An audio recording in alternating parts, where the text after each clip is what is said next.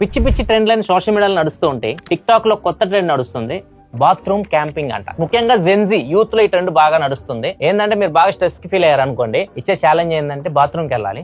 Bathroom కి మీరు snacks అని తీసుకెళ్లొచ్చు, దిండ్లు దుప్పట్లు కూడా తీసుకెళ్లొచ్చు. బాత్రూమ్ లో క్యాంపింగ్ చేయాలి. బాత్రూమ్ ఎంత హైజీనిక్ ప్లేస్ మీకు తెలిసిందే కదా, అందుకే డాక్టర్లు దీన్ని తీవ్రంగా ఖండిస్తున్నారు. బాత్రూమ్ మీకు అంత బాగుండదు, మీకు రోగాలు వచ్చే ప్రమాదం ఉంటది.